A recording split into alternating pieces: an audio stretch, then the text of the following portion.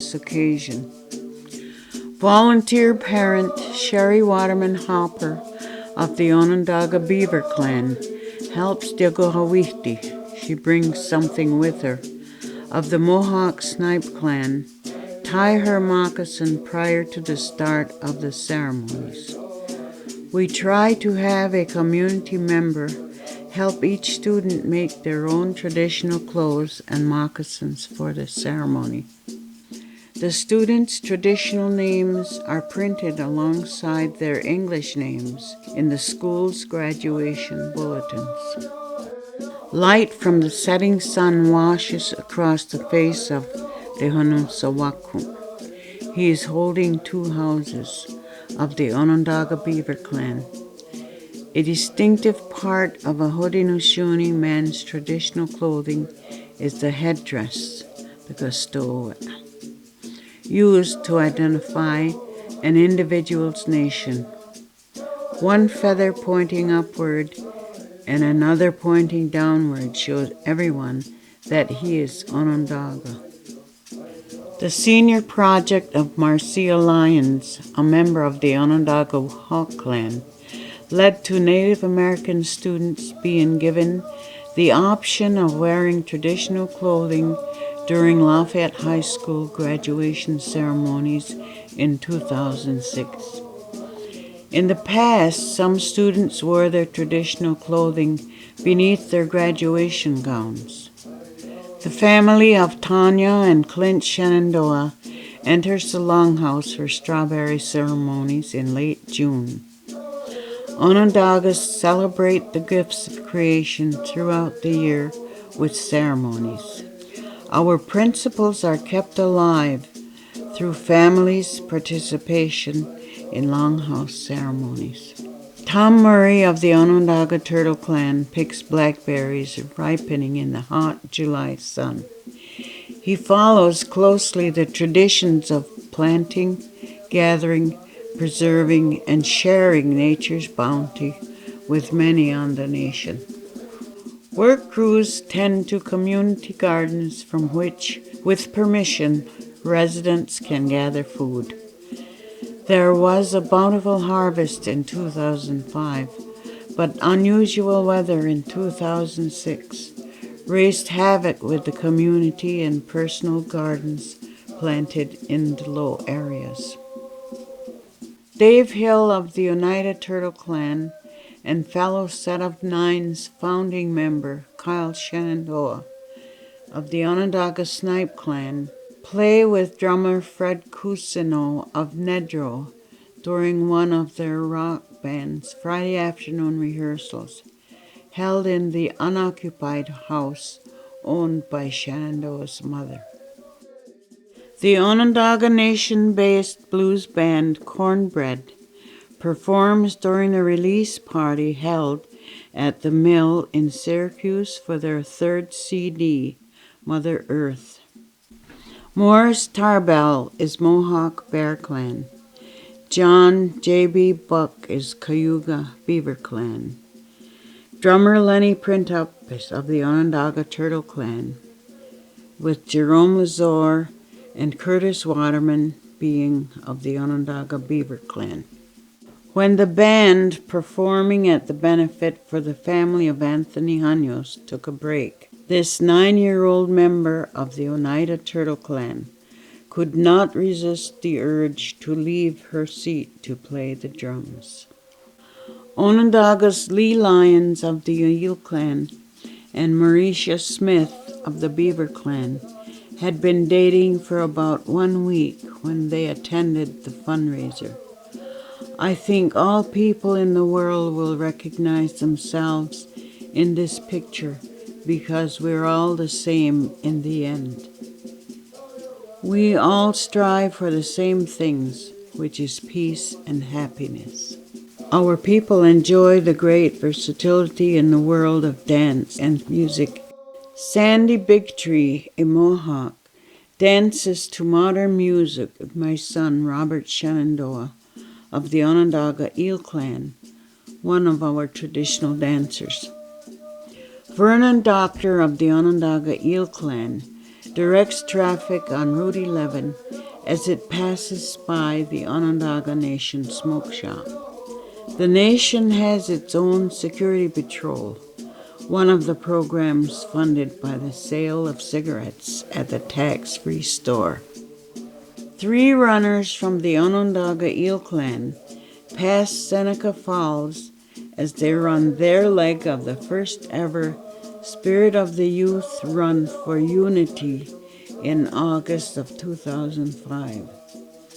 The 270-mile journey to promote unity among the nations began in Grand River, Ontario, and ended 13 days later at Onondaga. The run through the remaining ancestral lands of the Six Nations resumed at Onondaga in 2006. The children of the Onondaga Nation greet the run's participants at the nation's border and then escort them to the longhouse. The runners are carrying the message of unity to Onondaga. Onondagas are the keepers of the central fire for the Haudenosaunee, and everybody comes here, sometimes from around the world. Kathy Thomas keeps watch over her grandchildren as they swim in Hemlock Creek. This was a favorite swimming hole of our ancestors, but because it is polluted from outside our borders, it is rarely used by our community today. All 3 are members of the Onondaga Snipe Clan. 2 cousins walk on their hands in the swimming pool of Michelle Thomas of the Onondaga Hawk Clan. She says she won't allow them to swim in nearby Hemlock Creek because the water is so dirty. You can't see the bottom anymore.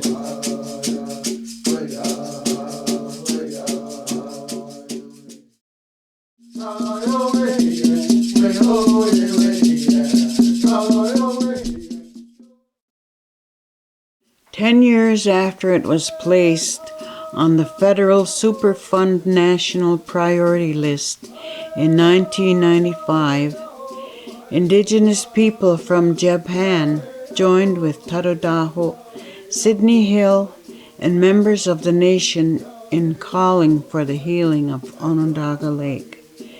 Despite efforts to clean up the lake, it remains one of the most polluted in the world. While life might appear to be beautiful on the surface of Onondaga Lake, we are concerned about the toxins in its tributaries, along its shore, in its waters, and at the lake bottom. Our people do not feel the current plan goes far enough in healing our sacred lake. Frida Jocks of the Onondaga Turtle Clan pours spring water from the nation back into this polluted lake during the 2006 International Day of Peace held in September. Onondaga Lake is sacred to the Onondaga for many reasons. In October of 2006, installation of a groundwater barrier wall began along the southwestern shore of Onondaga Lake. By filing the land rights action in March of 2005, we hope the court will recognize our having title to the land. That should give us greater legal standing in future environmental cleanup plans within our Aboriginal territory. Charmaine Booth of the Onondaga Eel Clan makes a beaded belt for her son. The beads are carefully arranged and threaded by needle, with that row being pressed into place and secured before the next row is begun. Ada Jocks, 78, of the Onondaga Turtle Clan, first experienced pottery making 12 years ago during a class she received as a gift after she retired. We have always been an agricultural society and have depended on the 3 sisters, corn, beans, and squash. They have helped us survive for thousands of years and are the basis of our ceremonies of thanksgiving. When planted together, the corn grows up tall, the beans climb up around the corn, and the squash plants grow around the other two. Its large leaves keep the weeds down and retain ground moisture. Pete Edwards of the Onondaga Eel Clan uses the latest in video technology to record lacrosse, the Creator's game, being played in the outdoor box on the nation. In September of 2006, Onondaga hosted a lacrosse tournament played in the outdoor box for the first time in the 4 years since the arena was built. Before he begins to fish the Salmon River in late September, King Lion Sr. of the Onondaga Wolf Clan steps to the water's edge, sprinkles tobacco, and gives thanks to the Creator. King Lions Jr. of the Onondaga Eel Clan carries the Chinook salmon they caught in the Salmon River east of Pulaski. He still laughs whenever he recalls his first experience on the river with his father. When he was 7, King got frightened by a large salmon run passing all around him while he was standing in the river. These ancestral salmon fishing grounds fall within the area designated by the Land Rights Action of 2005. According to treaty agreements, our right to fish, hunt, and gather plants for food or ceremony within our Aboriginal territory cannot be restricted by state or federal laws. Dick Krause of the Onondaga Eel Clan harvests the final cut of hay that work crews will use to feed the nation's buffalo herd over the winter. 8th graders from the Onondaga Nation School take part in a trust walk at a Marcellus Experiential Learning Center. 3 girls were blindfolded, then had to trust their leader to guide them through the woods. Students of different clans and nations spent the day strengthening their cooperation, leadership, and trust skills. The spring and harvest dinners are held each May and November at the Onondaga Nation School. We invite all of our community, our elders, our chiefs, clan mothers, faith keepers, the parents and grandparents of all of the kids. Each class prepares some kind of food for these lunches. We all have a good time and we get to see our community gathered together. It allows us to visit with the new faces and remember those who are no longer with us. Each November, the Canandaigua Treaty of 1794 is recalled in that village using a replica of the George Washington Covenant Belt. It is a record of the peace treaty between the 6 nations and the newly formed United States. The original belt hangs inside the longhouse of the Onondaga Nation, the keepers of the central fire for the Haudenosaunee. Shannon Booth of the Onondaga Eel Clan guides a roof truss into position as Schuyler Krause and Thomas Lowe help Booth build his new home. Krause of the Mohawk Wolf Clan and Lowe of the Onondaga Snipe Clan are members of the nation's work crew. They are paid with the profits earned from the sale of cigarettes at the Onondaga Nation Smoke Shop. In October, ground was broken for a multi-purpose facility being built across from the arena along Route 11 on the nation. As a traditional people, the Onondaga do not believe in casinos.